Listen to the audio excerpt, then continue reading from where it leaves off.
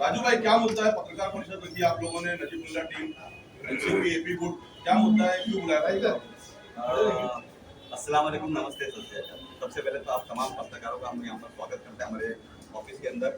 और आप यहाँ पर आए और हमारे जज्बातों को पूछने की कोशिश कर रहे हैं, जिसके लिए हम आपका आपके शुक्रगुजार हैं। दूसरी बात ये है कि आज प्रेस कॉन्फ्रेंस देने का जो हमें जो ज़रूरत पड़ी, उसकी वजह ये थी कि हमें पिछले कई दिनों से देखा, जब से ये सुप्रीम कोर्ट का ऑर्डर आया है कि जनवरी के एंड तक के हमारे इलेक्शंस हो जाने चाहिए, जिसके ऊपर सुप्रीम कोर्ट ने गाइडलाइन दिया है कि 31 जनवरी तक के सारे महानगर पालिकाओं के, नगर पालिकाओं के, नगर पंचायत के, जिला परिषद के इलेक्शंस हो जाने चाहिए, जिसके ऊपर पूरे महाराष्ट्र के थोड़ी सी इलेक्शन को लेकर गर्मी पैदा हो। उसी के अंदर मैंने एक चीज़ ये देखी कि जो पिछले 9-10 महीने पहले जब एमएलए का इलेक्शन हुआ था, या उससे 1.25 साल पहले जब एमपी का इलेक्शन हुआ, तो इसी गर्मी पैदा हुई थी। और उस वक्त में भी कुछ मुद्दों को लेकर के, कुछ बातों को लेकर के पूरे मुमरा कौसा के अंदर एक जातिवाद का माहौल क्रिएट किया। किस तरीके से मुमरा कौसा के अंदर हिंदू मुस्लिम किया गया, किस तरीके से मुमरा कौसा के अंदर वोट का पोलराइजेशन जाति के नाम से किया गया, तो वही सिलसिला वापस से शुरू किया जा रहा है। और वो शुरू करने में कहीं ना कहीं मुझे ऐसा लग रहा है कि सामने वाले जो हमारे अपोजिशन के लोग हैं, खासकर हमारे जो यहाँ के लोकल आमदार हैं, वो या तो हमारी जनता को बेवकूफ़ समझते हैं या तो हमें बेवकूफ़ समझते हैं कि जब जब भी उनको कोई काम करना पड़ता है या कब उनको कोई काम होते हैं, तो बराबर बाकायदा बीजेपी के लोगों से मिलते हैं, बीजेपी के चीफ मिनिस्टर से जाके मिलते हैं, बीजेपी के मंत्रियों से मिलते हैं और अपने काम करवा करके देते हैं। अभी कल ही की बात है, कल मैंने हमारे प्रार टाइम्स के वीडियो पर देखा कि वो अंदर से बाहर निकल रहे थे रात के अंधेरों में, तो किसी पत्रकार ने उनसे पूछा कि आप यहाँ पर क्या के लिए आए थे, तो उनका जवाब नहीं दिया। जिस तरीके से दिल्ली के अंदर बैठी हुई सरकार कभी भी पत्रकारों के सवालों का जवाब नहीं देती, कभी भी पत्रकार परिषद नहीं लेती, उसी तरीके से हमेशा पत्रकारों के सवालों को गोल बटोल कर करके खा जाते हैं, हजम कर जाते हैं और कभी उनका जवाब नहीं देते। तो हमें पता ये चला है कि जब हमने एमसीए के खिलाफ जब हमारे deputy chief minister Ajit Pawar साहब को पत्र दिया, एकनाथ जी शिंदे साहब को पत्र दिया कि नहीं, ये एमसीए का जो आपने साइन करके दिया है, एकनाथ शिंदे साहब ने यूनिवर्सिटी के पास है, तो हमने उसकी मुखालफत की थी। हमने कहा था कि नहीं, यहाँ पर मुमरा कौसा का जो इलाका है बहुत बहुमूल्य गरीब इलाका है, यहाँ पर जो गरीब बच्चे हैं वो पैसा भर के या मंथली फीस भर के वो क्रिकेट खेलने नहीं जा सकते। तो हमें जो मैदान हमने जिसकी मांगनी की थी, आज कई सालों से थी मांगनी, और 4.5 एकड़ का मैदान हमें मिल चुका था। और मिलने के बाद में हमने इसके ऊपर 1.5 करोड़ रुपए का पैसा अजित पवार साहब से ला करके उसका हमने काम शुरू करने की कोशिश की थी, जिसका हमने टेंडर भी कॉल कर दिया था।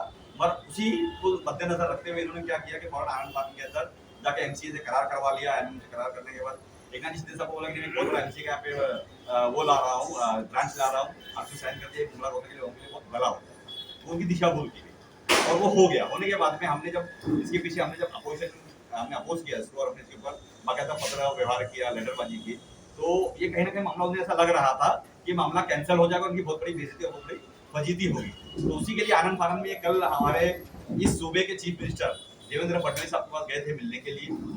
और किसके फायदे के लिए गए थे, आप लोगों सबको मालूम है कि वहाँ पर वो एमसीओ क्यों दिया गया है, किसका फायदा किया जा रहा है और किस शख्स का फायदा किया जा रहा है, आप तमाम लोगों को मालूम है। तो हमारा बोलना सिंपल इतना है कि अगर हम बीजेपी के साथ वाली पार्टी के साथ में खड़े हैं, तो हम इसके लिए खड़े हैं कि अजित पवार एक सेकुलर नेता है।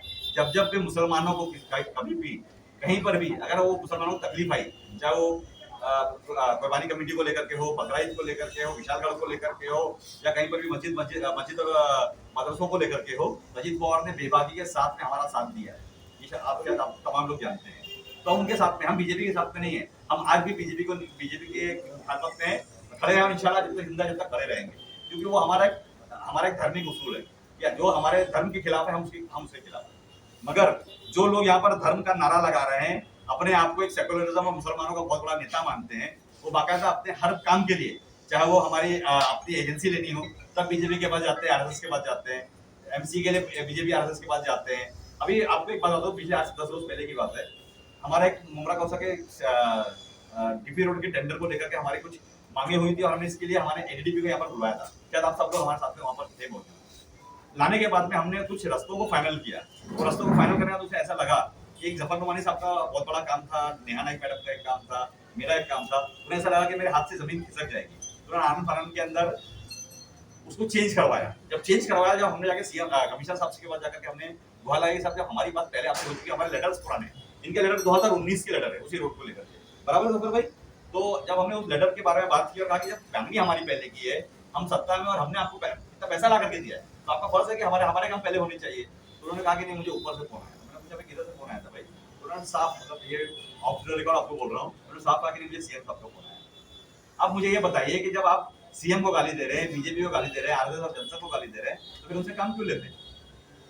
अभी उन्होंने एक अध्यक्ष बनाया, आज पूरे थाना के अंदर केवल 37 नगर सेवक थे, सब छोड़ के चले गए। चाहे वो हनुमान जिताले साहब हो, चाहे वो नजीमुल्ला साहब हो, चाहे वो मिलिंद पाटिल साहब हो, चाहे वो मंदारगिरी साहब हो, चाहे वो मनोहर रामा सालवी साहब हो, सब तकरीबन तो चले गए। मुमरा में राजन गिरी सब चले गए, जफर नुमानी साहब चले गए, अनिता गिरी मैडम चले गई, मोरेश्वर चला गया, रूपाली कोटी मैडम चले, तमाम लोग चले गए मोरेश्वर। आज तुम्हारे पास मुश्किल से 5 या 7 नगर से बचे, वो भी सिर्फ और सिर्फ मुमरा के अंदर। तो अध्यक्ष पद कहाँ का होना चाहिए? आज सिर्फ और सिर्फ मुमरा के ही नगर से तुम्हारे साथ खड़े हैं और सीना तान के खड़े तुम्हारे साथ में। तो हमारा ये मानना है कि उनको कम से कम एक मुमरा को, एक मुसलमान को एक बनाना चाहिए था। आज हमने, अब हमको कम्युनल पार्टी के लोग बोलते हैं ना, हमने एक मुसलमान को अध्यक्ष बनाया। आज नजीबुल्ला हमारे थाना डिस्ट्रिक्ट के अध्यक्ष है कि नहीं है? तो हमने एक मुसलमान को बनाया। तुम्हारे गट्स था, अगर तो अगर सही में अगर मुसलमानों की भला बहबूदी चाहते हो तो अपने एक मुसलमान को बनाना चाहिए था। और आपने बनाया किसे? एक ऐसे शख्स को बनाया जिसने वज्रेश्वरी मंदिर के ट्रस्ट के अंदर घपला किया, जिसके ऊपर उसके ऊपर एफआईआर दर्ज है, चार्जशीट में उसका नाम है। उसको यहाँ पर सचिन कोर्ट पे बेल नहीं मिली, शायद आपको मालूम होगा। फिर वो हाई कोर्ट गए, हाई कोर्ट में उनको बेल नहीं मिली, उन्होंने सुप्रीम कोर्ट जाकर उसकी बेल दी। वज्रेश्वरी का मुद्दा भी आवाज साहब ने उठाए थे, 3.5 करोड़ रुपए, और उसी के अंदर वो अंदर होने वाले थे। उन्हीं के कौन है मालूम है आपको? मनोज प्रधान साहब के बारे में हम जानते हैं या नहीं जानते? वो उन्हीं के साड़ू हैं।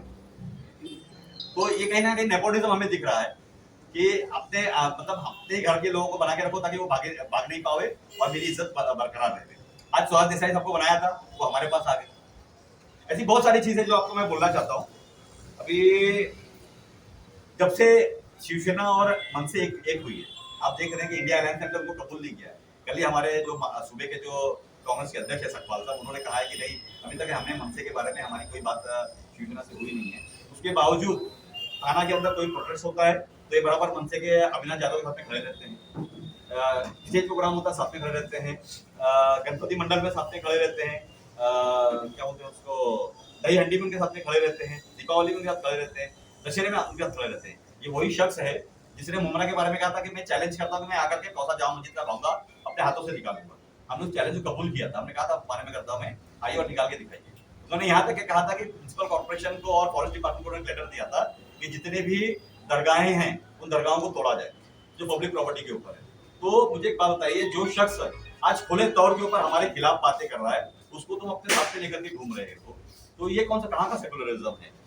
उसी के साथ में आज वक्फ बोर्ड को लेकर के हमारा बहुत सारा लड़ाई लड़ रहे हैं। हम भी लड़ रहे हैं, आप भी लड़ रहे हैं मिलकर। जब भी AIMPLB, all India Muslim personal law board, जब भी कोई उनके रूप में आते हैं, कोई उनके आदेश आते हैं, तो आदेश हम पालन करते हैं। और पालन करके जो उनके फरमान होते हैं, उन फरमान के ऊपर गली गली घूमते हैं, माइक लेके घूमते हैं, स्टेज लगाते हैं, मस्जिदों में जाते हैं, मौलानाओं के पास जाते हैं, हम बातें करते हैं। यही वक्फ बोर्ड है जिसके ऊपर, जिसके चेयरमैन है, मालूम है आपको? वक्फ बोर्ड की जो कमेटी बनाई गई थी JPC, उसके चेयरमैन कौन थे आपको मालूम है?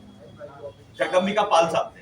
वही जगदम्बिका पाल साहब जब मुमरा में आते हैं और उनका सत्कार किया जाता है, तो किस लिए सत्कार किया जाता है? इसलिए सत्कार किया जाता है उन्होंने बाबरी मस्जिद तोड़ी थी, या इसलिए सत्कार किया जाता है उन्होंने वक्फ बोर्ड के ऊपर कानून बना के उसको खत्म करने की कोशिश की, कि इसीलिए यहाँ पे मुमरा में लाकर का सत्कार किया जाता है?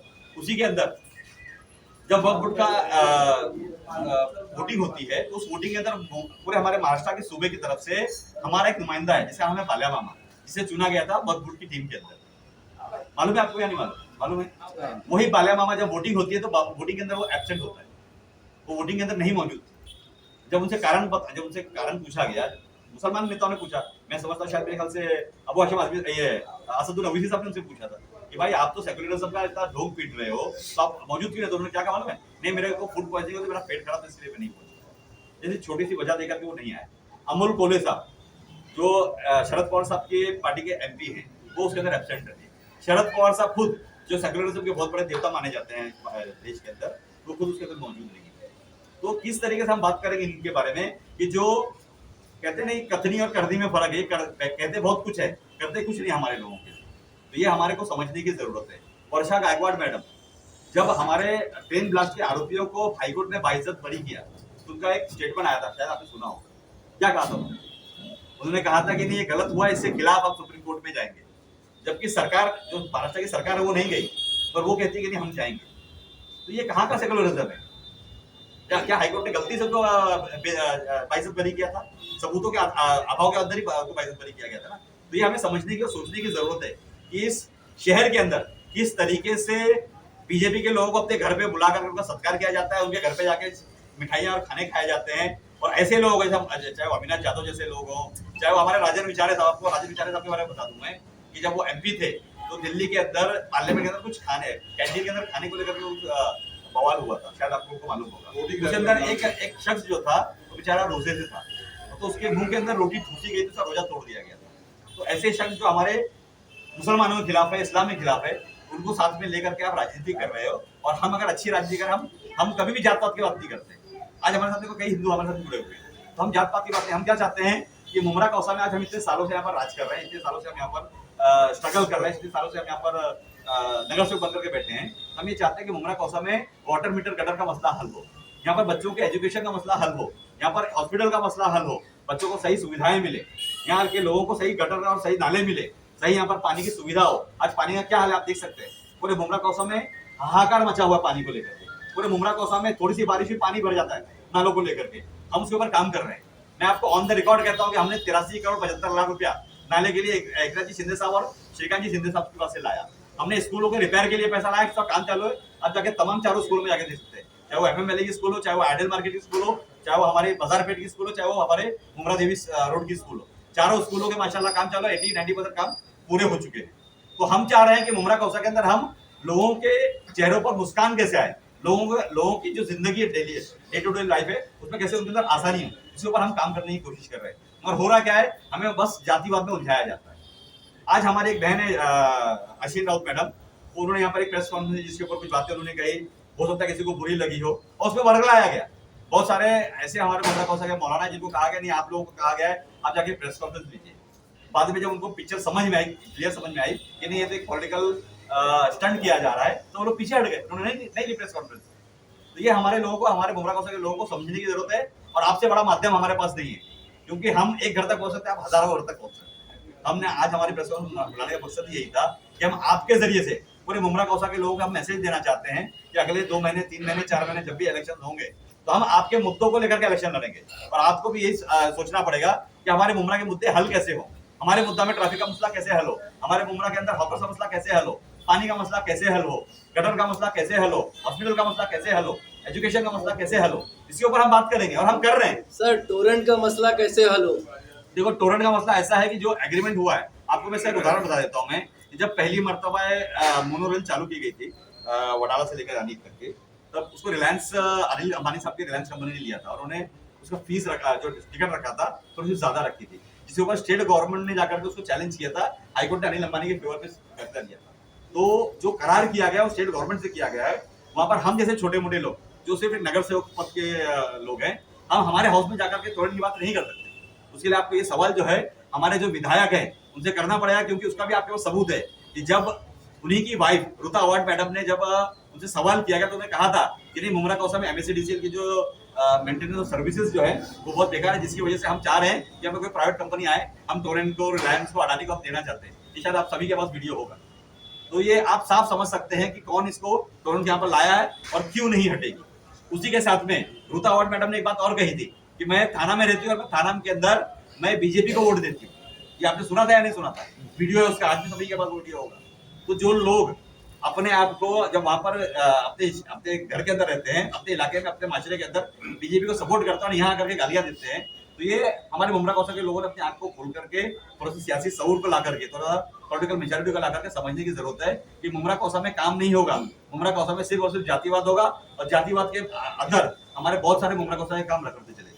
सेकुलरिज्म को लेकर क्या जितेंद्र अवार्ड मुमरा वासियों के साथ खेल कर रहे हैं क्या, या गुमराह कर रहे हैं? अब मैंने तो आपको सारी बातें खोल करके बता दी। मैं समझता हूँ मेरे से ज्यादा सीएम से मुलाकात की, तो आप बताइए ना। जी बिल्कुल, जी बिल्कुल, मैं ये समझता हूँ क्योंकि मेरी आज तो कोई बात नहीं, आज छुट्टी है, कल भी छुट्टी रहेगी, हो सकता है कल परसों मंडे को हम जाने वाले हैं मंत्रालय, तो हम पता करेंगे कि क्या फैसला हुआ वहाँ पे। सीएम राजू, आपको गलत क्या लग रहा है? मतलब एक उनकी सरकार है, कुछ मसला होगा तो जाएगी ही ना। किस लिए, कैसे मालूम है आपको? राजू भाई, मैंने आपको बताया कि आपको कि वो एमसीए के खिलाफ जब हमने लेटरबाजी की और हमने कहा कि हम एमसीए को यहाँ पर चलने नहीं देंगे, उसी के लिए वो सीएम साहब के पास गए थे कि सीएम साहब इसको रद्द पुष्टि ना है होने आपके दिया पास? जाए।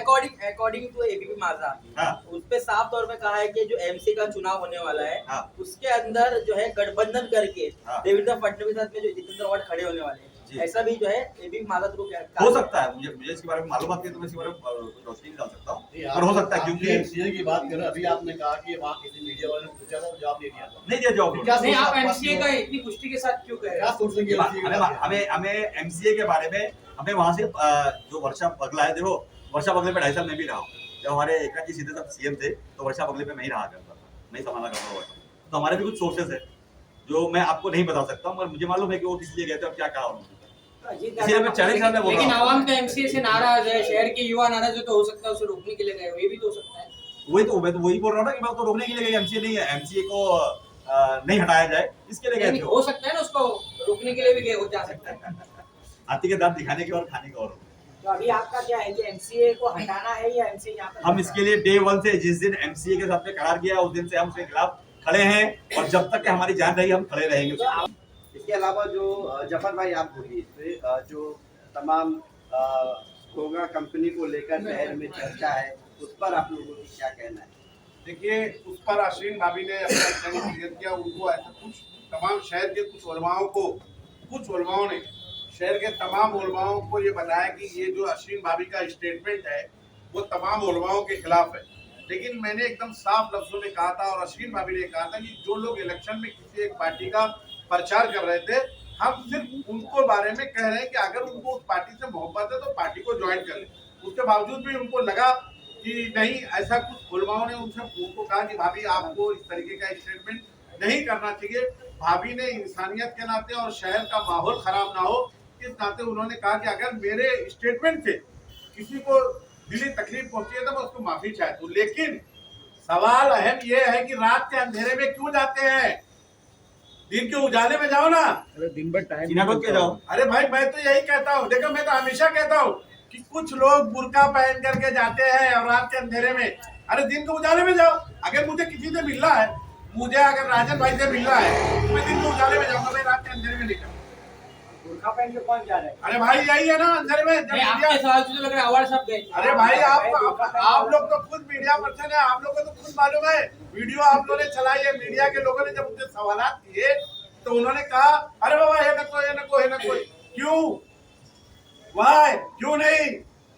जब आप गए तो जफर नुमानी अगर किसी के घर गए, आप जफर नुमानी अगर रूपाली मैडम के घर गया है, दिन के उजाले में गया है मिलने के लिए, तो बोलेगा ना हाँ इस काम से आया हूँ। विशु भगत के यहाँ मैं जाऊँ, मैं मोतीराम के यहाँ जाऊँ, मैं मुनेश्वर किन्नी के यहाँ जाऊँ, मैं बिंदास बोलूंगा, भले मेरे साथ में नहीं है तो क्या मतलब कुछ तो है जिसकी पर्दादारी है। बिल्कुल। और मैं सबसे बड़ी बात, एक तरफ एक बुर्के वाली औरत से कहा जा रहा है माफी मांगो, एक तरफ मंदिर पे घोटाला करने वालों का मुमरा में बुला करके इस्तेमाल किया जा रहा है। ये मुमरा के मुसलमानों को और खासकर माइनॉरिटी के लोगों के साथ, और जो हमारे सेकुलर भाई लोग हैं, हम हमारे ऑफिस पर बुला करके इसी तरीके का इस्तेमाल करेंगे। और मैं वो चिंटुओं से पूछना था, तो वो चिंटू अभी क्या कहा गया? सर चिंटू जो लिख पढ़ रहे थे, जो मीम बनाते हैं, जो कहा है, क्यों नहीं रोके उसको कि साहब उसको शहर में आने मत दो, उसके ऊपर मंदिर घोटाले का आरोप है, सुप्रीम कोर्ट से भेज लिया है, क्यों नहीं बोलते लोग? और सवाल तो आपको भी करना चाहिए। और दूसरी बात, हम फडणवीस साहब से बजट लावे तो हम बीजेपी अलाई, हम कहते इंडिया बीजेपी, ये जो माजूदी की सरकार है, हम बजट लावे तो बोले ये वहाँ का बजट है, खुद मिलते हैं तो चमत्कार हो रहा है, जफर नुमानी मिल रहा है तो बोले बहुत बड़ा गुनाह है। अरे भाई, मैं यही कहना चाहता हूँ मुमरा शहर के लोगों से, मुमरा शहर के लोगों। और आपका एक सवाल है इस्लामुद्दीन भाई, आपने कहा कि अजीत दादा पवार साहब मुख्यमंत्री है, वो उससे ज़्यादा ऐसा लगता है कि एकनाथ शिंदे साहब या अवार साहब उससे ज़्यादा पावरफुल है। हाँ, क्योंकि पालक मंत्री जो होता है वो डिस्ट्रिक्ट का मालिक होता है, वो एकनाथ शिंदे साहब है। एकनाथ शिंदे साहब भी डिप्टी सीएम है। एकनाथ शिंदे साहब तो जिस तरीके से अवार्ड साहब ने एमसीए के बारे में एक्सप्लेन किया होगा इस शहर की फायदे के लिए, उसको देखते हुए एकनाथ शिंदे साहब ने उसमें इस पर सिग्नेचर किया। मसला ये है कि तिगड़ी सरकार है, वो एक दूसरे के एरिया का जो हल्का होगा उसमें इंटरफेयर नहीं करना चाहती, क्योंकि ये श्रीकांत शिंदे साहब का एरिया भी है, इसलिए उन्होंने बहुत ज़्यादा इंटरफेयर नहीं किया। लेकिन हमको बुरा लगा, हमको ये चीज गलत लगी, उसके वो गलत लगी तो हम लोग ने एकनाथ शिंदे साहब के पास अपनी बातों को रखा। ये हमारी बातें नहीं थी, ये शहर के तमाम यंग जनरेशन की बात थी। ये बात शहर के तमाम लोगों की आवाज थी, क्योंकि हर आदमी एकनाथ शिंदे साहब, श्रीकांत शिंदे साहब, अजीत दादा पवार से नहीं मुलाकात कर सकता। हमारे पास एक सोर्सेज है, एक लाइन है, हमने उनसे मुलाकात की, उसको मना किया कि ये गलत हो रहा है। हम ये कहना चाह रहे हैं, फिर कहना चाहता हूँ, जब मौलाना अबुल कलाम आजाद स्टेडियम में 5 पिच रेडी हुई है एमसीए की, तो फिर इस ग्राउंड को एमसीए की देने की जरूरत नहीं थी। अगर वो देना भी चाहते तो पहले इस ग्राउंड को ओपन ग्राउंड रखते, बच्चे गिल्ली डंडा। अच्छा, बार बार कंफ्यूज, देखो आप लोगों को भी कंफ्यूज करते हैं, शायद आप लोगों ने उनसे सवालात नहीं किया। वो कह रहे हैं कि लेदर और सीजन, अरे भाई हमको गिल्ली डंडा खेलने का है, हमको गोटी खेलने का है, हमको खो खो खेलने का है, हमको बैडमिंटन खेलने का है। तुमसे क्या मतलब? हम वहाँ पर प्ले ग्राउंड पे, हम उस प्ले ग्राउंड में लेदर खेलें या सीजन खेल, वो टेनिस खेले, ये आप उसके जिम्मेदार नहीं है। शहर सवाल ये कर रहा है कि हमारा बच्चों का प्लेग्राउंड आपने क्यों एमसीओ को दिया। सवाल ये है, रात के अंधेरे में आप सीएम साहब से मिलते हो, मिलो, हम ये नहीं कहते, बट हम शहर के लोगों को और उनसे भी यही सवाल है, अगर तुम्हारे शहर की तरक्की के लिए और बजट के लिए आप अपने शहर को किस तरीके से इम्प्रूव कर सकते हो, जिस शहर के आप आमदार हो, उसके लिए आपको मिलना चाहिए। लेकिन वो सवाल अगर जफर नोमानी को उठाते हो तो सबसे पहला सवाल आप पर उठेगा, इसीलिए आज प्रेस कॉन्फ्रेंस बुलाएंगे।